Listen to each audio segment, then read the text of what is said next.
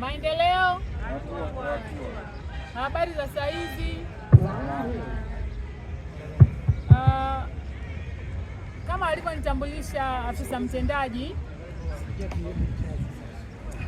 Mheshimiwa Diwani, Mheshimiwa Mwenyekiti na waheshimiwa wajumbe wa serikali ya mtaa, wataalamu wenzangu tulioambatana hapa leo, napenda kuchukua nafasi hii kuweza kuwatangazia wananchi wa eneo hili juu ya uwepo wa fursa ya uwekezaji. Tuna fursa ya uwekezaji ambayo itakwenda kuendeleza au kuboresha stendi yetu ya Salawe.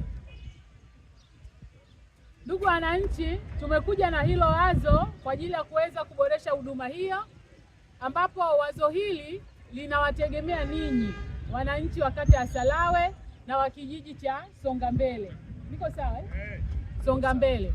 Kwa hiyo tunataka kujenga frame zitakazozunguka eneo hili la stand. Tutaanza na frame 50 kwa maana ya vyumba vya biashara 50 vitazunguka stand, na vyumba hivyo vya biashara vitajengwa na wananchi wa eneo hili. Wananchi hao ni wale tu ambao watatoa au watatuma maombi ya kupata eneo la kujenga frame.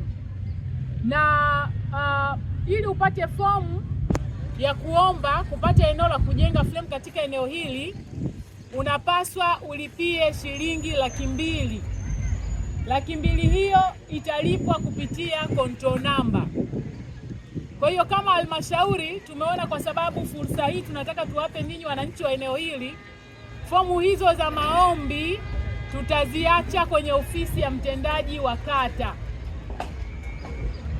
Kwa hiyo kwa mwananchi yoyote, kwa mdau yoyote ambaye anaona ana uhitaji wa hizo frame, kujenga frame, atakwenda kwenye ofisi ya mtendaji wa kata, atapewa control number ya shilingi 200,000. Akisha ilipia atapewa fomu ya maombi, na baada ya hapo fomu hizo za maombi zitapitiwa.